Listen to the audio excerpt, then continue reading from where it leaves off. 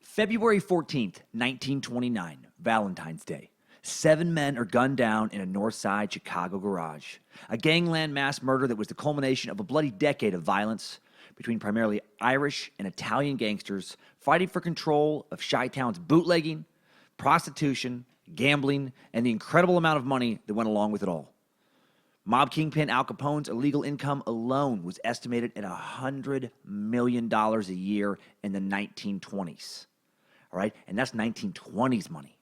By 1929, his empire is estimated to have been worth $1.3 billion in today's dollars. But like all real gangsters, he wanted more. He always wanted more. It was never enough, and he was never going to ask for more. He was going to take it. And he sure as shit wasn't going to let any other gangster take it from him. So from time to time, somebody had to die. And from 1924 to 1929 in Chicago, a lot of people died. 16 gang-related murders in 1924, increasing each year, leading to 64 gang murders in 1929, and hitting a bloody, gory crescendo on Valentine's Day. Find out who died, find out why they died, what led up to all the killings, and what happened afterwards in this bloody, Tommy gun-infested, shotgun-to-the-face Valentine's Day edition of Timesuck. You're listening to Timesuck.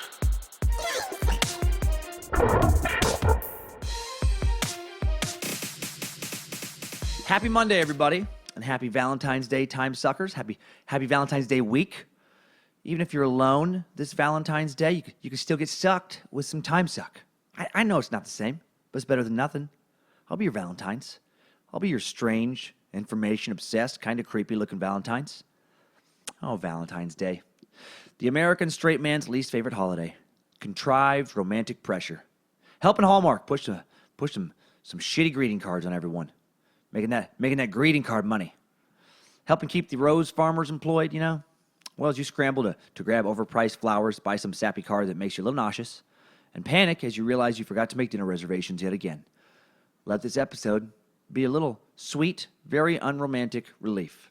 And ladies, I know many of you, if not most of you, also do not like this holiday, right? You don't care about getting a dozen roses that cost $50 this week, even though they cost $15 last week, any more than we want to buy them. So let's all take a break from the sap, and let's get into some dirt. But before we dig into Chicago, thank you so much for all the iTunes reviews. Wow, pouring in. If somehow you missed it, a thank you bonus episode for reaching 200 iTunes reviews came out this past Friday. A big episode on Roswell, Area 51, alien abductions, and more. It was very fun to do. Big extraterrestrial extravaganza. And at the pace these reviews are coming in, there's going to be another bonus episode probably coming soon. That's entirely up to you guys. But it looks like it may be coming up quicker than I thought. And it's going to be on the origins of the Third Reich, Hitler's terrifying rise to power. I think that'll be fascinating. Also, if you haven't gotten back, if I haven't gotten back to your messages and comments this past week, I do apologize. I've been super slammed. 2 episodes to work on instead of 1. A lot of stand-up dates, a lot of shows this past week. Trying to be a good husband, dad, puppy dad. It's kept me insanely busy. So I will get back to all of you soon, and thanks for caring enough just to write me in the first place. And big thanks to Nate from Wisconsin for leaving this topic suggestion in a comment on iTunes a while back. I noticed it, didn't forget. Brent Hall also emailed me about hating Valentine's Day. Many of you have also written in about some kind of gangsters episode, so hopefully this fulfills that as well. And keep sending those topic suggestions, man. Just understand it may take me a while before I can get to yours. I have a backlog of a couple hundred right now, which is awesome. I'm very thankful. And I never know which one's going to grab me any given week. Sometimes the suggestion that comes in right when I'm sitting down to the computer to work on an episode is the one I end up going with. That was Houdini, actually. I had a totally different thing in mind, and I was like, what, huh? And then went that direction. And then lost 4 days of my life. But I'm grateful. It was a fun 4 days to lose. All right, let's get into this shit. I had no idea, first off, that Chicago was a huge city in the 1920s, as big as it is today, which sounds crazy to me. The U.S. Census Bureau listed Chicago's population for the decade ending in 2010 as 2,695,000 people. In 1920, it was 2.7 million. That's insane to me. Like, for comparison, L.A. County had 576,000 people in 1920, 9.8 million people in 2010.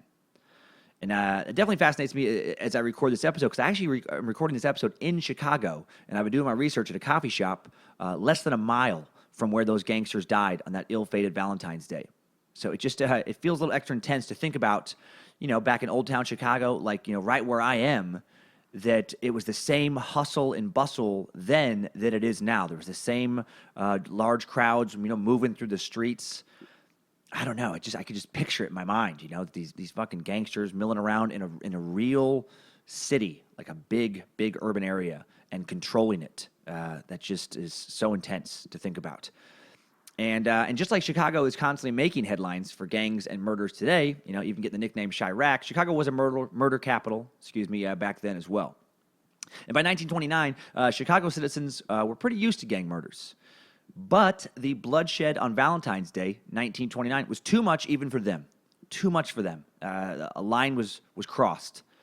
But before we examine that day, let's examine the events that led up to it. Figure out why Chicago became associated with gangsters in the first place, and what events led directly and indirectly to the St. Valentine's Day Massacre. So let's jump into a Timesuck timeline.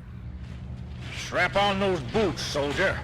We're marching down a Timesuck timeline.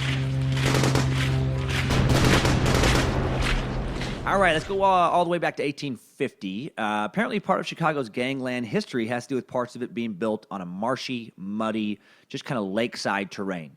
Early Chicago was apparently so muddy that the initial city planners decided to raise much of the city roughly 10 feet on average up out of the muck. Like raising buildings, actual foundations up, up to like 15 feet in places in the 1850s. Besides just being awesome, I didn't even know that was fucking possible. I didn't know that was possible to do now, let alone in 1850. I don't know a lot about urban construction. What this did is it created an entire network of tunnels and underground kind of rooms all over downtown Chicago, which led directly and pretty quickly to a literal criminal underworld. Like the gangsters, like they literally came up out of the muck, fucking from beneath the city. How cool is that? Like actual demons rising up from some literal hell. Early Chicago criminals are rising up from beneath the city. It's like some Gotham Batman shit. I love it. I mean, I wouldn't love it if I was walking around alone downtown in 1860, Chicago or something. But I love knowing about it now.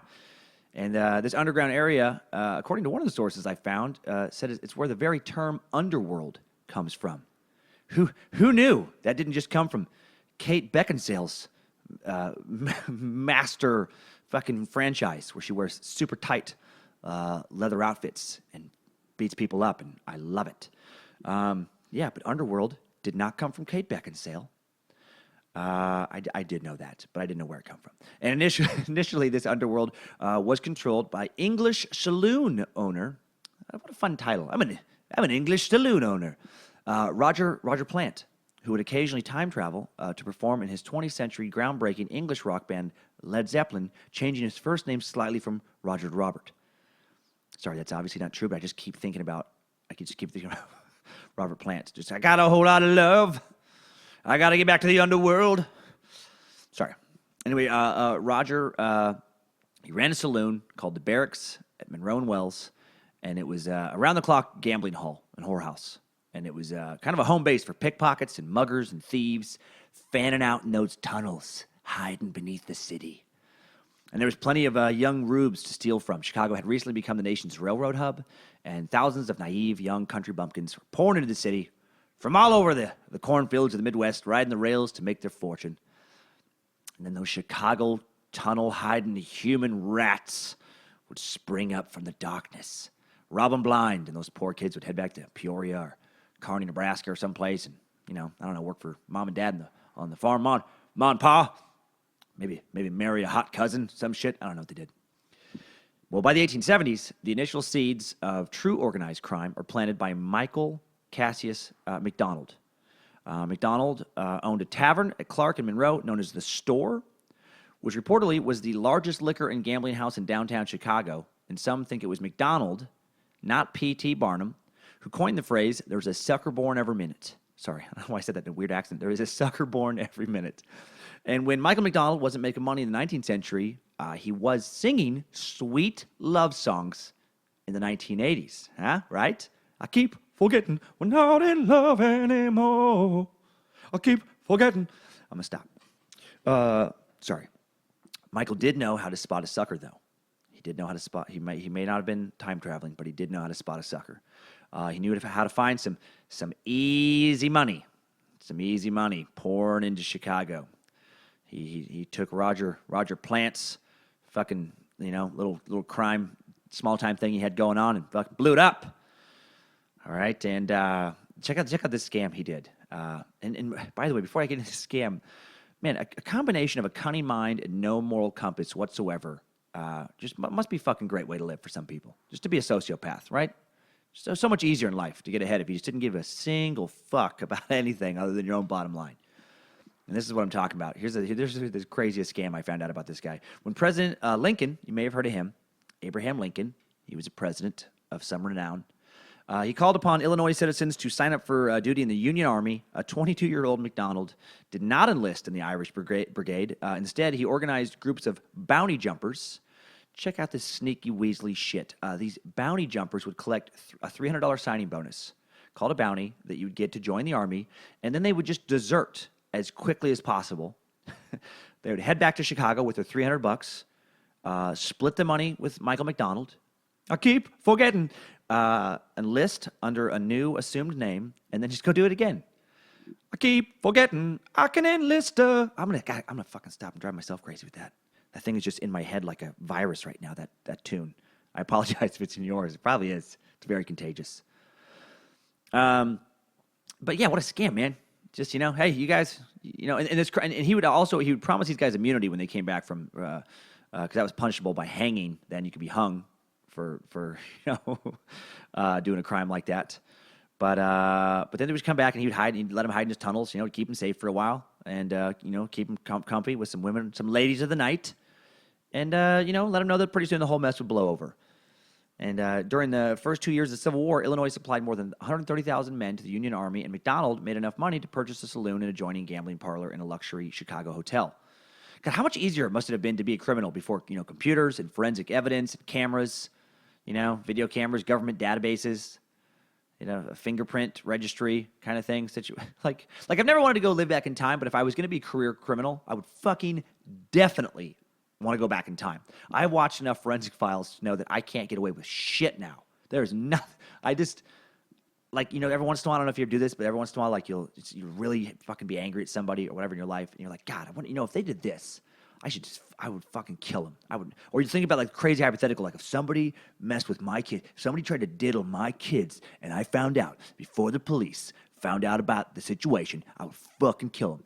And then I play out in my brain how I would kill him, and it always ends with me getting caught, because I've watched too many of those shows. I'll be like, well, I'll fucking hide the body out in the woods. I'll bury all my shit. I won't talk to anybody.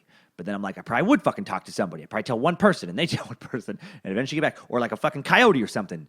I wouldn't have buried it right, and they would find it. And then they would find the tiniest fingernail clipping that somehow was still on my finger and fell off. And they would fucking trace the DNA, and I would be in some database I don't even know about, and they would get me.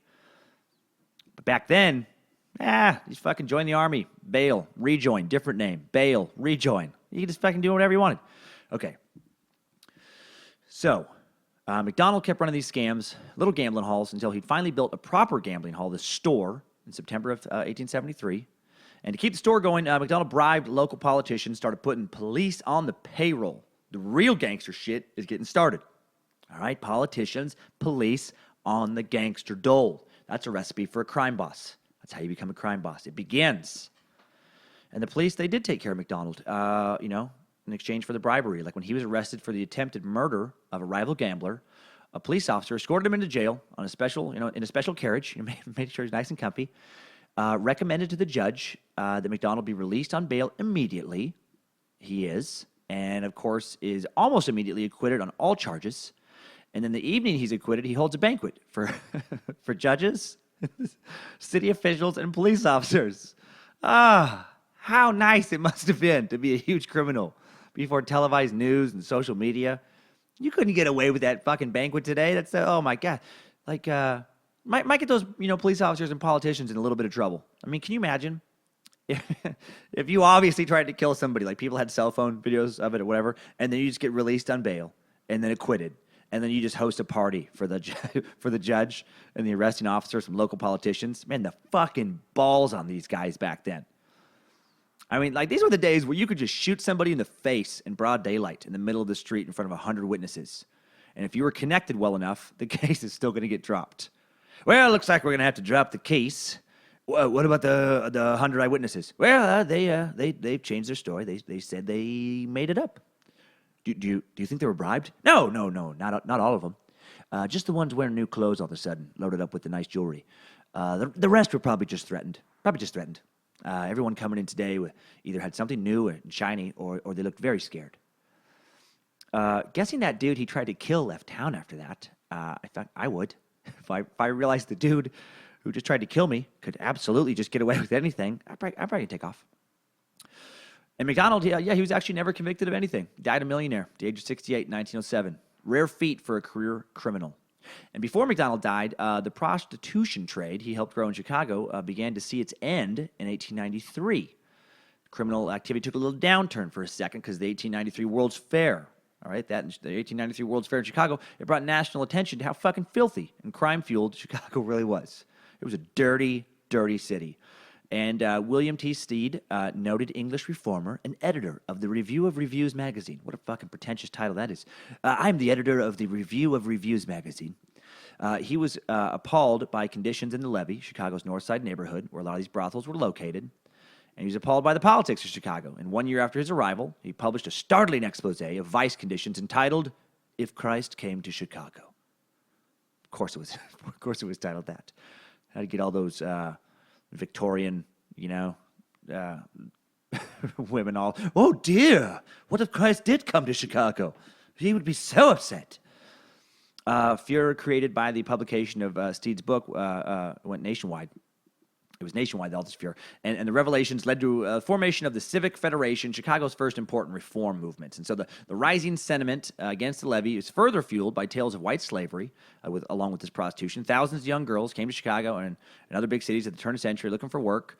And some of them, not being able to find employment, turned to prostitution. But others were actually kidnapped, drugged, and forced into the trade. The federal government's White Slave Traffic Committee reported in 1907 that 278 girls under the age of 15, goddamn, had been rescued from levee dens during a 2-month period. That is fucking pretty fucked up. However, I mean, super fucked up. But also, you put that in today's context. I mean, this is a world where 14-year-old girls got married on a regular basis. So kids were treated a little differently. They weren't these protected entities when they were teens that were. You were a fucking pedophile. It's like, no. If you were a 25-year-old farmer and you wanted to marry the 14-year-old fucking neighbor's daughter and you're going to take care of her, you were seen as a good dude. So it's not as creepy in context, but still super fucked up. So most women who enter prostitution in Chicago probably did so voluntarily. But even the hint of people being forced into this appalled Chicago's religious community. I mean, this is a place where the Moody Bible Institute is formed. And the direct pressure was placed upon the federal government to act. And as a result, Chicago Congressman James Mann sponsored new legislation making the interstate transportation of women for the purpose of prostitution a violation of federal law. Remember, that's the thing that actually Manson got charged with, was a violation of the Mann Act. It comes up in a lot of stories, actually. But by 1914, the last bordello shuttered its doors and the levee was officially closed. So, prostitution and vice in Chicago's over, huh? Of course not. We haven't even gotten to Capone yet. It didn't last long, this reformation. And the very next year, 1915, William Hale Thompson is elected mayor. And he has, let's say, a more relaxed moral position regarding prostitution and vice than James Mann and politicians like Mann. He liked the money. He liked being in the gangsters' pockets, and he uses his political power to reduce the police's power in cracking down on brothels, gambling halls, just basically vice in general. Whorehouses now camouflaged as hotels, saloons, and cabarets. They're back in vogue. And the noble politicians of the area, they just couldn't stop it, man. There's just too much money floating around for people like fucking, Mayor Thompson to scoop up. And most of these new brothels were located in a neighborhood where a lot of the old brothels were located, the First Ward. That was a Chicago neighborhood long associated with vice. And under Thompson's new relaxed rule, a new Chicago crime boss would rise up and start the very empire Al Capone would soon inherit and expand. James Colosimo, Working in the First War during this time was James Calissimo. Calissimo controlled the vote in the Italian settlement centered around Polk and Clark Streets within the First Ward. Big Jim, he was referred to. He also was involved in prostitution. He operated 3 levee houses of prostitution, and under Thompson's tenure as mayor, he thrived. He started opening more brothels, making a lot more money. Making so much money, he started wearing a lot of diamonds. And he was sometimes referred to as Diamond Jim. Fucking characters back then, man. Yeah, have you met my friend Diamond Jim? He's the guy over there with the 6 girls, the 6 15-year-old girls hanging around him, and a cane made out of diamonds. That's Diamond Jim. He's a fine gentleman. What the fuck? But like many other successful Italians of the time, Colosimo, he soon became the target of the Black Hand extortion. And this Black Hand extortion he was suffering led him to kind of recruiting some people that ended up eventually bringing over Capone. The Black Hand, La Mano Nera, was not an organization. It was a practice by which businessmen, other wealthy Italians, were extorted for money. Like intended victims, they were just sent a letter stating that violence would come to them if they didn't pay a particular sum of money. The term Black Hand came into use because these extortion letters usually contained a drawing of a black hand and other evil symbols, such as a dagger and a skull and crossbones. The Black Hand was not a secret society, but there were a number of Black Hand gangs, and the Black Hand was just a crude method of extortion, which was been going on apparently for a long time in southern Italy and Sicily. And there was a lot of murders associated with it. There was 25 unsolved Black Hand killings in Chicago in 1910, 33 in 1912, 42 in 1914. So they followed through on their threats. 55 bombs were set off in Chicago during the first 3 months of 1915 to reinforce Black Hand demands. So they were serious. And how much would that suck to be some little deli owner back then? Some little Giuseppe, and you. I don't know how you're going to be Giuseppe. I'm a Giuseppe, the daily owner. Just immigrated from Naples or Florence or Sicily, and you're pulling yourself up by your bootstraps. And sorry, I was trying to do that accent earlier. For some reason, the only I feel like the time I can kind of do an Italian accent is if I say Mario. I got to do Mario and Luigi. I don't know why, and I'm sure it's a horribly offensive, like just cartoonish Italian accent. But it's a Mario, it's a pizza pie, a spaghetti. Fuck, it's so fucking. It's so condescending, I'm sure. So, Italian listeners, I apologize that I just think of Mario and Luigi and spaghetti. Anyway, but this little guy, you're some little deli owner. You're pulling yourself up by your bootstraps, creating a new life for yourself in this new land of opportunity with your sweat and tears and blood poured into your work, and then you get some fucking letter in the mail with a black hand and skull and crossbones demanding money, and then you're just like, God damn it, because now if you don't pay it, you're going to be sleeping with one eye open every night. You're going to be waiting to get your store, little deli destroyed, your little pastrami place destroyed. Will you make the spaghetti and a lasagna? Oh, sorry. You get beaten in front of your family. You shot in the fucking head, made an example, blown up. Being extorted sounds terrible. Remind me never to be extorted. All right. Well, in order to deal with the Black Hand threats, Colissimo, he sends for a New York relative, and these guys, they always know somebody in New York. Johnny Torrio. Johnny Torrio had been a member of New York's 5 Points gang and had dabbled in Black Hand extortion himself. He knew a little bit about it. And Torrio's usefulness was going to soon extend beyond protecting Colissimo into overseeing his bordellos. He realized that the glory days of the levee had come to an end. Instead of fighting the Black Hand and paying these local politicians tons of money, he looked for a better deal, and he found one. He reached an agreement with the mayor of Burnham, Illinois, to move a bunch of Colissimo's illicit enterprises to that little suburb. And then, because now it's the age of the automobile. People don't mind taking a little ride to go gamble, drink some whiskey, enjoy some female company. Burnham was only 15 miles directly south of the levee, a short distance by car. Torrio also set up shop in another number of other little suburban areas. And then the widespread use of the automobile, it ushered in this era now known as the Roadhouse.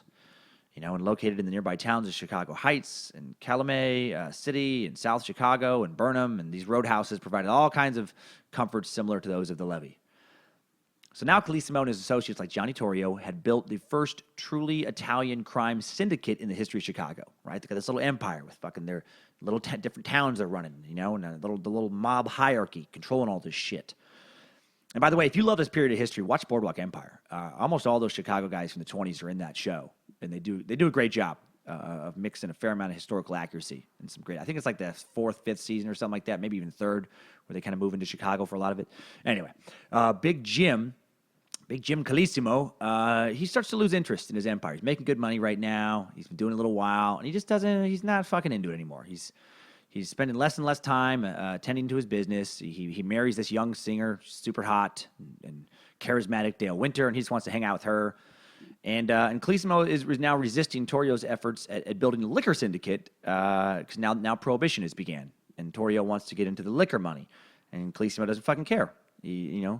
Sections of the city were already being divided up by other gangs into liquor distribution territories. Calissimo he just was content to kind of keep what he had. He controlled Vice in the Levy District and in Burnham and these other little suburbs, and he was cool with that. He also ruled Chicago's Street Laborers Union and the city's Street Repairs Union, which were under the supervision of some protege of his. And, Torrio was not okay with the lack of interest in expansion. And he did what ambitious young gangsters always seem to do when they had the opportunity to make a lot more money than they already were making, and their boss stood in the way of that opportunity. Fucking killed him. He had him killed. Calissimo was found shot in the head May 11th, 1920, and the suspects in the killing were Al Capone. Yep, about time he showed up in this episode. Capone was the recently arrived Brooklyn assistant of Johnny Torrio, and Frankie Yale of New York's 5 Points gang was also a suspect. And so now at 39 years of age, Johnny Torrio, he is the crime lord of the levee. And incredibly, like McDonald, much before him, he'd pull off the hardest feat of all for the 1920s gangsters and live a long life. Or I should say early 20th century, since McDonald wasn't a 1920s gangster. But you know what I meant. Well, Torrio ran his criminal organization from the Four Deuces Cafe. That sounds like a place you'd run a criminal organization from. Let's meet up at the Four Deuces, boys. Yeah, see, we'll talk about some business, see? It was at 2222 South Wabash. We'll meet up at 222 Four Deuces South Wabash. If I could took me that long to put that together. That's where the name came from.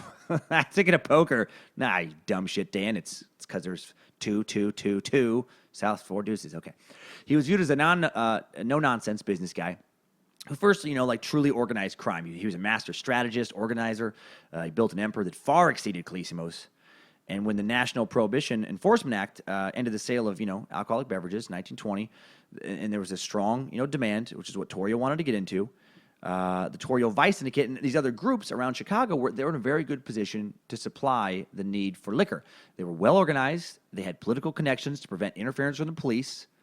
All these concealed agreements they'd been making with local politicians over the years, as well as the experience gained by years of struggle against reform elements, where they were brought into service into organizing and producing and distributing beer and whiskey. They were fucking ready.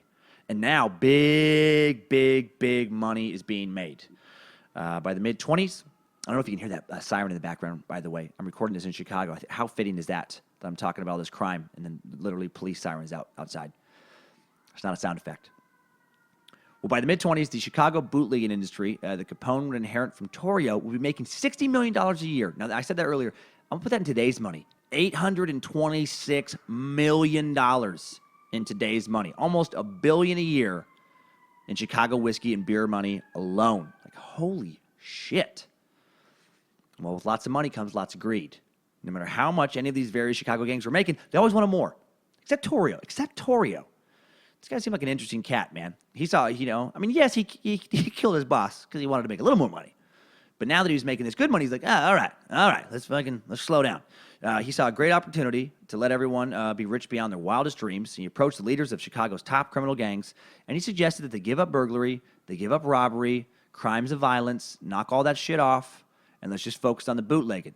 Because he thought that would be the key to success during Prohibition, was they'd have these little territorial sovereignty. They could each have their little empires, and there was a lot of money to be made for everybody. Each gang would control liquor distribution in their own area, not encroach upon the territory of others. And the main gang leaders of the city agreed to Torrio's plan. And things were fucking great for a little while. But then things got ugly. Of course they did. These aren't normal businessmen happy with insane profit margins. They're fucking gangsters. Violent, insanely ambitious, criminally unstable men. And gang wars are going to start up again soon, finally culminating in the biggest little gangland battle on Valentine's Day, 1929. All right. Well, 1923, Chicago elects reform mayor William Dever. And he fucking ruins everything that they have going right now. Dever was one of the few politicians of the 1920s in Chicago who would resist gangster bribery. And within weeks of taking office, his police shut down 7,000 soft drink parlors and restaurants operating as speakeasies, stirring up gangsters' hornet's nest and fucking with their new peace agreement big time. All right, Dever's reforms caused Torrio to move his headquarters to nearby Cicero, Illinois. And while Torrio was vacationing Vacationing in Italy. Capone chose the Hawthorne Inn at 4823 West 22nd Street as their Cicero headquarters. And fearing the spread of Dever's reform, Cicero's local corrupt Republican leaders asked Capone to assist them in the 1924 election. So, right, so he's moving out of Dever's little reform area. He's like, all right, I got some guys who will take my bribes and work with me. And he goes over to Cicero. And in return for helping the Republicans maintain control of Cicero, he's going to help him get elected. Torrio and Capone would be given a free hand to sell liquor in town. They wouldn't be allowed to open bordellos, but they could do all the liquor money they want. So on election day, check this out: 200 Capone gunmen descend on Cicero to ensure that people voted in the right direction. Conditions were so bad that Cook County Judge Edmund Jarecki deputized 70 Chicago police officers to go into Cicero and engage the Capone gang. Frank Capone, the brother of he's killed in this gun battle that ensues with the police at the polling station at the intersection of 22nd and Cicero. Well, even though his brother dies, he does help, the Republicans win election. And then they keep their side of the bargain. It is estimated the number of liquor and gambling establishments in Cicero controlled by the Torrio Syndicate grows to 161. All right, so brother dies, that sucks, but now they got a new place to do a lot of business. And again, how fucking crazy was life back then? Holy shit, they had it worse than we do now. Like now we worry about possible computer voting fraud and some kind of secretive corruption. What we don't worry about is armed gangsters pointing guns at us and telling us how to vote. Can you imagine that? You get on your little polling place, it's like, I want to vote for, and some guy's like, this is who you're going to vote for, motherfucker, and just puts a gun to your head. Okay, I'm going to watch. Yes, I'm going into the booth with you. You're going to put down that motherfucking, I'm like, all right, okay, all right, that's what it is. Just like it's unfathomable, that kind of stuff. That's, people just can't get away with doing that kind of stuff now. Not in this country, not at the moment. Who knows how crazy things will get, I guess. But okay, so outside of Cicero and the area of the Torrio organization, a number of other gangs kind of doing the same thing in their own little areas, right? They're working in collusion with local politicians and police, supporting vice activities, violate, prohibition laws, scrambling for areas to control under Mayor Dever's reform regime. Dion O'Banion and his followers control Chicago's north side. Klondike O'Donnell and his brothers control the near northwest side. Roger Tuffy, who claimed to be the only bootlegger, only to be a bootlegger and not involved in other forms of vice. He controls the far northwest side. The terrible Jenna brothers control the near west side, Taylor Street area. The far west side is controlled by Terry Dugan, Frankie Lake. The Valley Gang on the southwest side, both the Irish O'Donnell brothers and the Saltis McErlin gang, they're doing bootlegging. And so the city is just a fucking big collection of these clannish, gang-controlled ethnic neighborhoods. And the gangs were, centered in immigrant areas where the gangsters served as the right arm of the corrupt politician of that area at election time. In exchange for delivering the votes, just like, fucking Capone and Torrio did in Cicero. These other gang members, they were allowed to continue their criminal activities in whatever neighborhood they were at. It was very much like a scratch, you scratch my back, I'll scratch your back kind of operation. Basically the same way politics work today, if I'm going to be totally honest.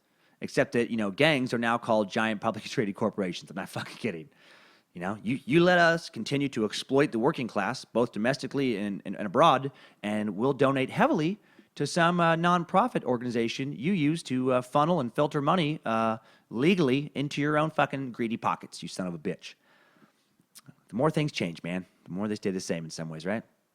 Well, chief among the Torrio and Capone organization's rivals was the young Dion O'Banion, and his followers, including George Bugsy Moran.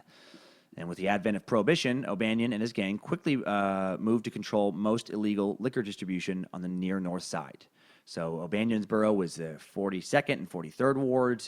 His ability to deliver the Irish vote made him an important political figure in ward politics. It said that O'Banion, he would go into saloons on election day and just shoot the doorknobs off of entrances of toilets in order just to randomly remind people that they were going to vote Republican. Like, that's one of the fucking many crazy things he would do. Again, what a different era. And O'Banion, he was clashing with the Jenna forces, because fucking Dever is just, he's stirring up all this shit. Steeped up pressure by the Dever administration forced liquor sales to dwindle, causing greater competition among Chicago's bootleggers. Like, for example, the Jenna brothers had been selling liquor in O'Banion territory. There was reports that O'Banion had been hijacking Jenna trucks. Well, O'Banion has said he made a lot of enemies among the Italians as well, calling them greaseballs and spick pimps. The latter being a reference to the Torrio and Capone involvement in prostitution. O'Banion also quarreled with the Gloriana gang, as the Italian and Sicilian hoodlums in his own kind of near North Side community were called during the 1924 elections. They supported Democrats. He supported Republicans. But despite his opinion of the Italians, O'Banion reportedly appealed to Torrio to intercede in his quarrel with the Jennas, but he wasn't satisfied with the response. As a result, he sets Torrio up. He offers to sell Torrio his share in Siebens Brewery on 1464 North Larrabee, which he knew was about to be raided. And on the morning of May 9th, 1924, Chicago police do raid the brewery, arresting 31 bootleggers, including Torrio. And they recover 128,000 gallons of beer. O'Banion had set him up, and this was inexcusable. And then, on noon, on November 10th, O'Banion is gunned down in his floral shop at 738 North State Street, dead at 32 years old. And the suspects, of course, were the Jenna brothers, working at the direction of Torrio and Capone. Now comes the fucking payback. Right? Always the back and forth with these bloodthirsty hyenas. On January 24th, 1925, the day a solar eclipse was seen in his hometown of New York City, Torrio himself was shot 4 times. After returning from grocery shopping with his wife, he's attacked by Jaime Weiss and George Bugs Moran. Fucking Bugsy and Weiss. He's shot in the arm, then he's shot in the jaw, then he's shot in the lung, and then he's shot in the stomach. And then Bugs presses his .45 pistol against Torrio's temple. Against his temper. I'm going to shoot you in the fucking temper. I'm going to shoot your temper off of your face. So he pushes against Torrio's temple, tries to pull the trigger, realizes he's out of bullets. But then to make sure he dies, Weiss kicks Torrio while Moran's hitting him with the billy club. And some, people come, they hear the police or whatever, like actual police, and take off. The sun goes out in New York City, and the lights go out in Torrio and Chicago. Well, not quite. Torrio is one tough motherfucker, and he refuses to die. Slowly recovers from his wounds in the hospital, Capone at his side. The kid he's known since Capone's childhood. We'll find that out soon here. And in true gangster fashion, refuses to name who did it to the police. Then when he finally recovers, he spends a year in jail for breaking the prohibition laws. Remember, he got caught in that early O'Banion setup.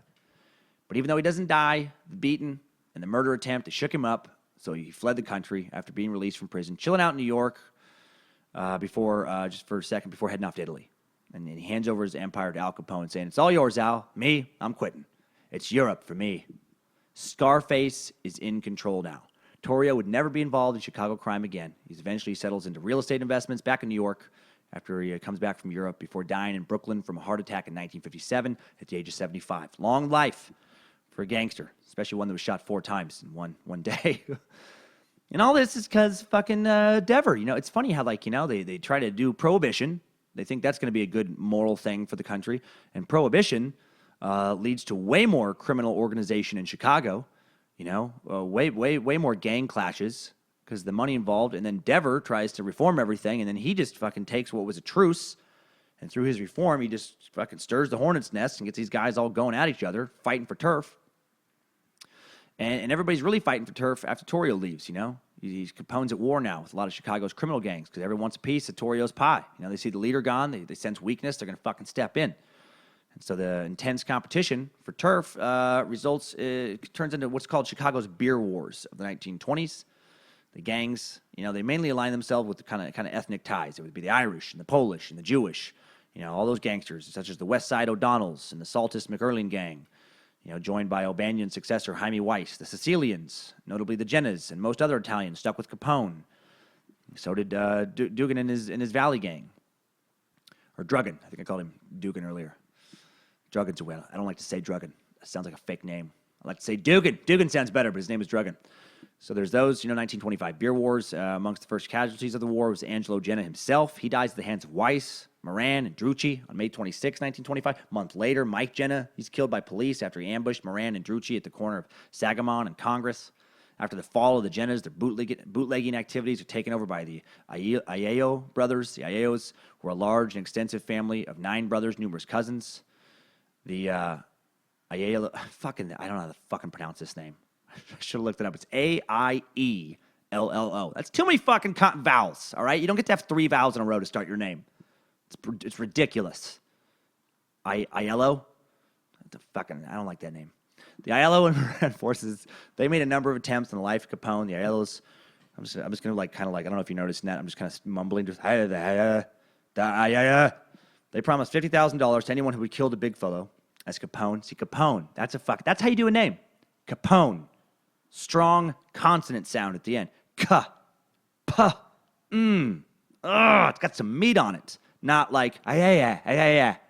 What the fuck is that? You change that. Throw in something. Throw something after the A. Alelos. No, that doesn't sound good. Throw something in front of the A. And after the A. Halelo. You know what? You just fucking change the whole thing. Change the whole thing. It's not a strong last name. If you're listening and that's your last name, I kind of apologize. Now, but you know what? You know that your name's not great. You know that you have to fucking constantly go through life being like, it's actually pronounced. If you have one of those names where you have to constantly, your whole life, be like, it's actually pronounced. Well, you know what? You can change it. Change it up if you want. Make it easier on yourself and everyone else. No one fucking cares about your family tree, right? And that's not a knock on anyone's heritage. It's just like, it's fucking annoying to have to say a crazy ass name. Right? If your name works in your culture, fine. If everyone knows how to say it, you know, if it's the equivalent of Jones somewhere, great.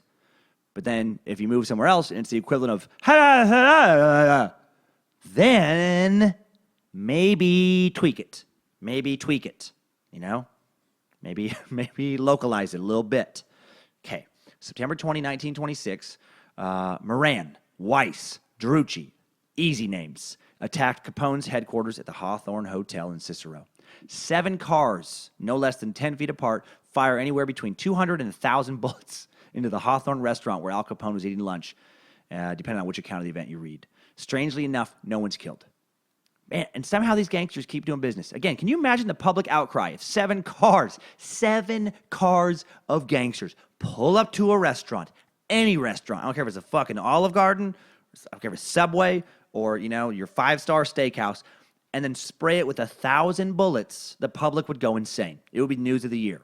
But in 1920 Chicago, they were just like, well, you know, this shit happens. No one died.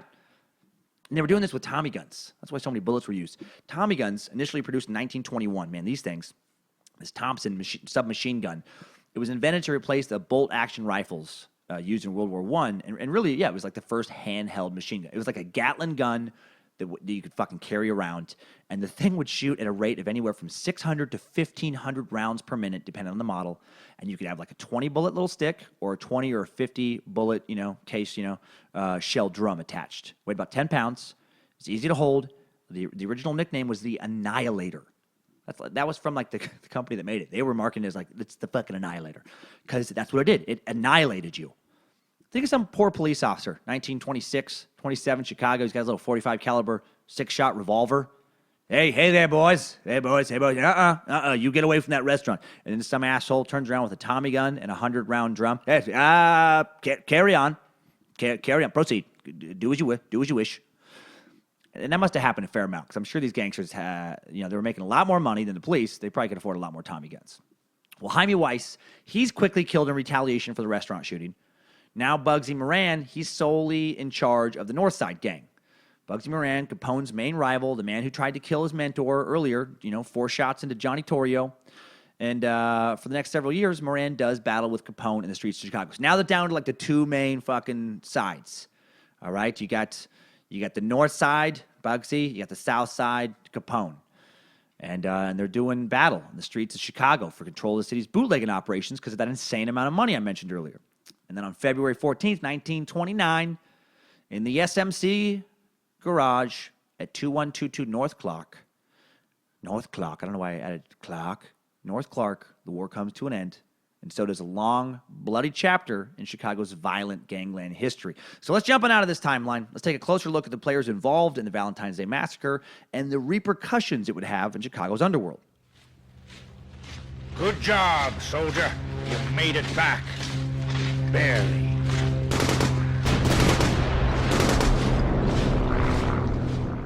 Okay, Bugsy Moran. Before we get to the massacre, let's take a look at the two main players, George Bugs Moran, Al Capone. Biggest gangsters in 1929 Chicago. Moran had been driving Capone crazy in the late 20s, killing his friends and hired men, burning his nightclubs, hijacking his liquor supplies. You know, he got the nickname Bugsy for having a violent temper, being a little unstable. In addition to being a crazy, cold-blooded gangster, he's also a good Catholic boy who hated Capone for running brothels. You steal, kill, push whiskey, but don't pimp. I'll kill you in front of your family, but what I won't do is offer your newly widowed wife money to sleep with her. I'm a man of principle. It's fascinating where we choose to draw our moral boundaries. Well, George was born August 21st, 1891 in St. Paul, Minnesota, to French immigrants who did well enough to send him to private school, but he didn't like it. At the age of 18, he stopped going to school, joined a juvenile gang. He was arrested 3 times for robbery by the time he was 21, escaping after the third arrest, making his way to Chicago. All right, and like Capone, Prohibition made Bugsy rich, turned him from a petty criminal dabbling in robberies and scams into a kingpin. 1971, after the U.S. Entered World War I, President Woodrow Wilson instituted that temporary wartime prohibition in order to save grain for producing food. Congress submitted the 18th Amendment, banned the manufacture, transportation, and sale of intoxicating liquors for state ratification, and granted both the federal government and the states powers to enforce the ban by appropriate legislation. And then that stuff came out in 1919. The bill was vetoed by President Woodrow Wilson, largely on technical grounds because it also covered wartime prohibition, but his veto was overridden by the House October 27th, 1919, and the 3 distinct purposes of this new Prohibition Act were to prohibit intoxicating beverages, to regulate their sale, manufacture, and transport, to ensure the ample supply of alcohol, and promote its use in scientific research and in the development of fuel, dye, and other lawful industries, such as religious rituals, lawful industries and practice. And by 1920, states like Illinois, now they're struggling to enforce this new legislation. They don't have the manpower. And, they clearly weren't paying these guys enough to encourage them to turn down bribes. And the gangsters were getting filthy rich off this entirely new situation. Now let's talk about Al Capone. Alphonse Gabriel Capone is born on January 27th, 1899 in Brooklyn to working-class parents who had immigrated to America from Naples, Italy. He was a smart, big, strong, brutal kid who stopped going to Catholic school at the age of 14 despite being a promising student after he hit a female teacher who just hit him. Even a young Capone. He didn't stand for disrespect. Before leaving school, Capone catches the eye of neighborhood gangster Johnny Torrio. See, they'd known each other for a long time. Torrio back then was running local numbers and gambling operations. He left Brooklyn for Chicago in 1909 when Capone was only 10, but he didn't forget about him. And in 1917, when Capone is 18, Torrio introduces him to a New York City gangster, Frankie Yale, the guy who helped kill Torrio's, boss a little bit later. And Yale uses Capone as a bartender and bouncer on Coney Island at the Harvard Inn, where he got the nickname Scarface. He said something indecent to some woman at the bar one night. Supposedly, he said, "Honey, you got a nice ass, and I mean that as a compliment, believe me." Well, her brother took enough offense to that to slash him across the face 3 times with a pocket knife. I guess you didn't say shit like that to women in 1917. Now, I wondered why Capone didn't kill that guy later, but I guess the guy was a made man. He had mob ties. The dude's name was Frank Galluccio, and the New York crime bosses told Capone, "Hey, man, don't fucking retaliate. You said some shit. What happened, happened." So by 1920, Torrio's business in Chicago is expanding. He brings Capone out to help him run the brothels. He also was brought out in all likelihood to kill, Calissimo, so Torrio could run the show. And then by 1925, he was running the show and getting really fucking sick of Bugs Moran. And when Moran put a $50,000 bounty on Capone's head in 1929, he decided that Moran had to die. And he ordered a hit on Valentine's Day. So now we're at the massacre itself. Let's get into it. Final showdown between Capone, Moran, South Side versus North Side. The battle for essentially all of Chicago's bootlegging. Early 1929, Moran, longtime ally Joe Aiello, that fucking name, delivered yet another attack against Capone. The two guys reportedly gunned down Pasquiliano Lordo, one of Capone's men, and Capone then vowed that he would have him wiped out on February 14th. He was staying at his estate outside of Miami at the time, and he put a call into Chicago. Capone had a very special Valentine that he wanted delivered to Moran. Through a contact in Detroit, Capone arranged for someone to call Moran and tell him that a special shipment of hijacked whiskey was going to be delivered to one of Moran's garages on the north side. Adam Heyer, a friend of Moran, owned the garage, and it was used as a distribution point for North Side Liquor. Sign on the front of the building at 2122 North Clark Street read SMC Cartage Company Shipping and Packing, long distance hauling. Moran received the call at the garage on the morning on February 13th and arranged to meet the truck the next day. So now we get to morning, February 14th, Valentine's Day. Group of Moran's men gathers at the Clark Street garage. One of the guys is Johnny May, ex-safecracker, who had once been hired by Moran as an auto mechanic. He was working on a truck that morning with his dog, a German Shepherd named Highball. What a great fucking name for a dog. Highball, get over here. Highball's tied to the bumper. In addition, 6 other men wait for the truck of the hijacked whiskey to arrive. We got Frank and Pete Gusenberg, who are supposed to meet Moran and pick up 2 empty trucks to drive to Detroit, pick up smuggled Canadian whiskey. Got James Clark, Moran's brother-in-law, Adam Heyer, Al Weinshank, Reinhard Schwimmer, a young optometrist who had befriended Moran and hung out around the liquor warehouse just for the thrill of rubbing shoulders with gangsters. All right, you're an optometrist who wants to fucking be a gangster. Fair enough. Okay, so George Bugs Moran, he's late for the meeting that morning. He was due to arrive at 10:30, but he didn't leave for the rendezvous until several minutes after that. And as these 7 men are waiting inside the warehouse, they have no idea that a police car has just pulled up outside, or that Moran spots the car. Moran, him being late saved his life. He spots this police car pulling up in front of this garage. He's like, and he just heads on down. I'm gonna fucking get out of here. I'm not gonna go in there. Well, 5 men get out of the police car. 2 of them in uniforms, 3 in civilian clothing. They enter the building, and a few moments later, the clatter of machine gun fire breaks the stillness of that snowy morning. Soon after, 5 figures emerge, and they drive away. May's dog, inside of the warehouse, begins barking and howling. Cold-blooded as Capone's men were, I do find it interesting that they were like, "No, leave the dog alone. Don't shoot the dog." Well, they shot the shit out of the other guys. More than 160 machine gun casings would litter the crime scene. And I'll post a picture, too, up of the crime scene at timesuckpodcast.com for those curious enough to look. Ugh, it's pretty grisly. I mean, these guys got shot a lot of times. John May, he was shot 10 times, including a shotgun blast and a .45 pistol to the head. Adam Heyer is shot 15 times, head, neck, chest, stomach, extremities, just human Swiss cheese. James Clark is shot 9 times, mostly in the chest and stomach. Weinshank shot 9 times, 7 times in the back. Gusenberg takes 12 bullets. Peter Gusenberg. Frank Gusenberg takes 14. 3 glancing wounds, 11 rounds entering his body. Schwimmer ends up with a total of 25 entrance and exit wounds. Now, 16 of those were shotgun pellets, but 9 extra fucking bullet wounds. They shot the fuck out of these guys. They opened up on them with Thompson submachine guns. One of them had a 20-round, clip. Another had a 50-round drum. And they were thorough, man. They had some shotguns, too, spraying their victims left and right, continuing fire after all 7 had hit the floor. 7 men, they were just ripped apart. 2 shotgun blasts afterwards all but obliterated the faces of John May and James Clark. I guess they wanted to make real sure those guys were dead. The murdered men included Moran's best killers, Frank and Peter Gusenberg. And Frank actually survived the attack for a little while. Reportedly, Frank, a dude who was shot 14 fucking times, still alive when real police officers, not the fake ones who showed up to do the killing, made it to the scene. When he was asked who shot him, the mortally wounded Gusenberg kept his code of silence, man. He said, quote, "No one. Nobody shot me. Gangster till the end." And no one was ever brought to trial for these murders. No one to this day knows for absolute certain who did it. Not for certain. Everyone agrees Capone must have been behind it. But he was never charged, never confessed. Police suspected him. Police suspected Capone associate and known hitman John Scalise, but he himself was murdered not long afterwards, May 8th, 1929, in a gangland killing. Capone was suspected of ordering that hit, too, by the way. It's all speculation. Jack McGurn, one of Capone's buddies and crime associates, was suspected, but his girlfriend gave him an alibi. Chicago hitman named Fred Killer Burke. What a fucking nickname. What was your nickname again? Killer. Okay. I'm going to do it. I'm going to be very nice to you. Fred Killer Burke was suspected. When the police investigated a separate crime in December 1929, they found machine guns at his place. Early ballistics testing proved that they were the guns used in the Valentine's Day Massacre. However, Burke fled. By the time he was caught, he was charged with a totally different murder, and he was given life for that, and he just never confessed to the Valentine's Day Massacre. And he died in prison in 1940, so we'll never know. Bugs Moran. So let's talk about the aftermath, because Bugs Moran gets away. He was the target for the hit, and he didn't get killed, but he might as well have been. The key members of his gang are all dead now. They're all gone. Jack McGurn, he was killed in a burst of machine gun fire, though, on the 7th anniversary of the massacre, Valentine's Day, 1936. Bugsy probably likely got him as a little bit of payback. But the Northside gang he ran by then had dissolved into a shadow of its former self. Dissolved pretty quickly after the massacre, and Moran went back to his kind of pre-prohibition ways of petty crime, fraud, robbery.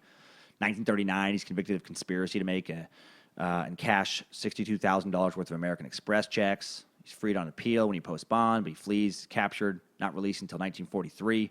By the 40s, only 17 years after being one of the richest gangsters in Chicago, Moran was almost penniless. Then in July 1946, he's sentenced to 10 years in prison at the Ohio Penitentiary for robbing a bank messenger of 10 grand. And then on January 11th, 1957, shortly after his release, he's arrested right away again on accounts of bank robbery, sentenced to another 10 years. And then 2 weeks later, he dies of lung cancer at the age of 65. So yeah, he must have known he was going to die, and he's just like, fuck it, I'll just rob some stuff again. At the time of his death, Bugs was only worth about $100. $100! This is one of the biggest Prohibition gangsters there was for a while. Very quiet end for one of the loudest gangsters of Chicago in the 20s. The Capone aftermath, not good either. Didn't work out for him. He failed to appear before a federal grand jury despite being subpoenaed on March 12th, 1929 for involvement, in the Valentine's Day Massacre. And he didn't show up. And now the police weren't going to look the other way. The public had finally had enough. There was a public outcry for law enforcement to put a permanent stop to Chicago gang violence. Like 7 dudes being gunned down with Tommy guns. They were like, all right, that's our limit. If you would have killed 5, we would have been fucking cool. But no more. According to a New York Times piece that ran shortly after the Valentine's Day events, local law enforcement officers reacted by taking an aggressive stance on smothering gang activity, gaining control, and restoring justice. So as a result of the massacre, federal authorities they had reasons to begin investigating Capone, and now it is a different jurisdiction because he wasn't just in Chicago. He thought he called him from Florida, that let them be involved at a different level. And then Capone begrudgingly appears before the grand jury in Chicago on March 20, 1929, completes his testimony, and then as he leaves the courtroom, he's arrested on contempt of court. And, they just wanted to get him on something. And it was an offense which the penalty could be a year in prison and $1,000 fine. He posts bond. He is released, but now they're tracking his every move. The FBI is up his ass. And on March 17, 1929, Capone and his bodyguard were arrested in Philly for carrying concealed deadly weapons. 16 hours later, they'd each been sentenced to terms of 1 year each. Capone serves his time, released in 9 months for good behavior on March 17, 1930. So now he has this big fucking, crime empire. He has control of all of Chicago, but he can't stay out of jail now. That probably was his best year, though, between March 17, 1930 to February 28, 1939. That was the length of time he got to enjoy his reign. Because now he's found guilty in federal court on contempt of court charge, and he's sentenced to 6 months in the Cook County Jail. And then while they're fucking holding him in for that, the U.S. Treasury Department, they're cooking up these tax evasion charges. I shouldn't say cooking up; they were real, but they're figuring it out. And they get him with it. On June 16th, 1931, he pleads guilty to tax evasion, prohibition charges, and that's fucking it for him. On October 18th, 1931, he's convicted, and November 24th, he's sentenced to 11 years in federal prison, and the 6 months contempt of court sentence was supposed to be served concurrently. He's trying to appeal. He's waiting for appeal. And while he's waiting for appeal, he's put in the Cook County Jail. He gets denied appeal. And then he's moved to a U.S. penitentiary in Atlanta. And then he serves his sentence there initially and then moves to the Rock, as we all know, Alcatraz. That's where he finishes serving his term. And November 16th, 1939, Al Capone is finally released after having served 7 years, 6 months, and 15 days. Paid all his fines, all his back taxes. He was never arrested for murder. And he was still pretty young. And you might think, okay, well, now he could go back to his life. No, he's got fucking syphilis. He's got late-stage syphilis, and he's fucked. He's suffering from paresis, derived from syphilis, which is an inflammation of the brain, leads to paralysis and dementia. And he just deteriorated to a shell of his former self. And he goes to Florida. By the end, he had the mentality, before he died, I guess a 12-year-old. His brain is shot. And he dies of a stroke and pneumonia on January 25th, 1947, and he's only 48. Strange end for the biggest gangster Chicago had ever seen. And man, syphilis is no joke, man. If you don't get it fucking treated, it can like paralyze and destroy your brain. And people didn't know how to treat it back then. Wow, so end of an era, man. So while Capone was in prison, Prohibition goes away in 1933, ending the era of bootlegging, all the gangland money that went along with it. There's actually more murders now than there were then, but it's different. It's like little ragtag neighborhood gangs primarily fighting over scraps. And the mafia didn't go away either, but it just never achieved the same level of glamour and power as it did in the 20s. That all went away on that Valentine's Day. And so now, before we go away, it's time for some top 5 takeaways. Timesuck Top 5 Takeaways. Number 1, Al Capone's bootlegging operation alone made $60 million a year in liquor money alone in the late 1920s Chicago, when you could buy a house for $6,000. And that doesn't count all the other vice income he had. That means if Capone kept half of his liquor money, which isn't a crazy stretch, considering he's the top guy and they're paying nothing in taxes, he could buy 5,000 homes outright in a year. In 1929, a Model T cost $500. He could buy 60,000 Model Ts for $30 million. He had so much money, he could just literally just drive each of them. Every time he drives, he could just leave the car wherever he gets, just leave it there. He just goes and he parks, and instead of driving the car home, he's just fucking buy me a new car. And he could do that every several times a day, all year, and still have plenty of money. Number 2, in the Valentine's Day Massacre, 7 different men were each shot at least 9 separate times. And if you think that's too many times, one of them almost lived, telling the police who showed up that, nobody shot him. Now, you can't shoot a 1920 Chicago gangster once or twice. If there's one thing I learned in this episode, is that you have to truly fill him full of lead to get rid of him. Number 3, Chicago's criminal underworld literally rose up out of the mud. On the last day of 1855, newly created Chicago Board of Sewage Commissioners finally came up with a plan to lift Chicago out of the ooze. Engineer Chesbrough of Boston, whom the board had hired to study the problem, recommended installing a storm sewer system, the first comprehensive sewage system in the entire nation. But since the city was only 3 or 4 feet above the level of Lake Michigan, underground sewers would not drain properly. So they raised the city. They raised it from 4 to 14 feet, man. To raise larger buildings, an enterprising newcomer to the city named George Pullman, right, the guy who would go on to amass a fortune with his Pullman sleeping car with the trains, he came up with a system using these jack screws, these enormous fucking screws up to 3 tons in weight, attached to a metal base, metal top, and he'd have thousands of them. And you put them around all these parts of the foundation, and then you would just turn the screw. You'd have them all kind of turn at once, do one rotation, and just slowly and surely lift these buildings with people still in them, people still working and stuff, as the building is slowly being raised, millimeter by millimeter, way up into the air, and then just rebuilding the foundation. Incredible. Who knew that would lead to such, massive criminal activity? Number 4, by 1930, after destroying his rival gang in the Valentine's Day Massacre, 31-year-old Al Capone now controls the entire Chicago criminal underworld. He's making over $100 million a year, but because of the heat the Valentine's Day Massacre brought from the feds, a 33-year-old Capone would be serving time in an Atlanta penitentiary, soon to be moved to Alcatraz, where his mind would deteriorate from syphilis. He was apparently bullied by other inmates, proving that, sometimes when you win, you lose. If they just could have divided up the spoils like Torrio wanted and just fucking kept it, if Dever wouldn't have fucking stirred the hornet's nest, how long would those Chicago crime bosses kept running those rackets and making the millions? Who knows? So the lesson from that is, I think, if you ever find yourself making what would be about $800 million a year in some sort of criminal racket and everything's fucking smooth, be cool about it. Don't rock the boat. Number 5, if you get syphilis, don't wait to get it treated. While it was very difficult to treat when Capone had it, doctors figured out that a healthy dose of penicillin would just clear it up a long time ago. So, you can't ignore the sores on your wiener or vagina, or you can, I guess, if you want to just slowly go insane or become paralyzed or both. Or you could just make a $20 copay and have a few uncomfortable moments with the doctor when you tell him that you have syphilis or her, And then you can just find a new doctor, because you probably don't want to go back to your doctor after they know you have syphilis. Because I'd imagine that'd be a tad embarrassing. But get it checked out. Timesuck Top 5 Takeaways. Well, thank you for listening, everybody. And thank you so much for the iTunes reviews. Keep pouring in. I really appreciate it.